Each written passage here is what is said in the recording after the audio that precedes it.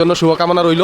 এখন রাত্রে 2টা বাজে, আমি এতটুকুই চিন্তা করি যে তারা দেখেন ফ্যামিলির সাথে ঈদ করার জন্য এই ঈদের বাজারে দেখেন রাত্রে প্রায় কয়টা বাজে, বিকেলে ঘড়ি দিকে তারপরে জাস্ট 2টা বাজে। দিনাজপুরে প্রচুর ঠান্ডা পড়ে। দেখেন ঢাকা থেকে আপনার ঠিকানা যে লোকাল গাড়িগুলো আছে সদরঘাট থেকে সাভার পর্যন্ত, এই গাড়িগুলো ছাদে করে কিভাবে মানুষ লোড ছাদের উপরে করিয়ে আসছে দেখেন। রাত্রে বাজে 2টা আর প্রচুর ঠান্ডা। আমি একটা শার্ট একটা গেঞ্জি গাই দিই, তারপর আমার ঠান্ডায় কাঁপাইতে আছে। আর এরা যে কীভাবে আইছে দেখেন ছাদের উপরে করে বৈঠা রয়েছে। ভাই দেখে আমার কী কম খুব লাগতেছে। ঈদের বাজারে মানুষগুলো কীভাবে এত কষ্ট করে আসে। আর আমি আপনাদের সবাইকে বলবো যে আপনারা ঈদের বাজারে যে এত কষ্ট করে একটু সাবধানে আসেন ভাই। একদিন পরে আসলে সমস্যা নেই, কিন্তু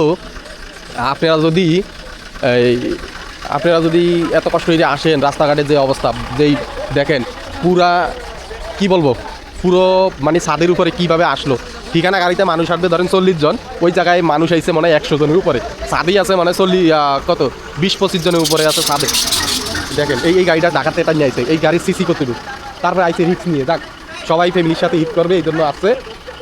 তাই সবার জন্য শুভকামনা রইল। এখন রাত্রে 2টা বাজে, আমি এতটুকুই চিন্তা করি যে তারা দেখেন ফ্যামিলির সাথে ঈদ করার জন্য ঢাকা থেকে এত কষ্ট হইয়া ছুটে আসছে। সবার প্রতি দোয়া ভালোবাসা রইল সবসময়, যেন সবাই সালামতে বাসায় পৌঁছতে পারি, দোয়া করি। দেখেন কি অবস্থা।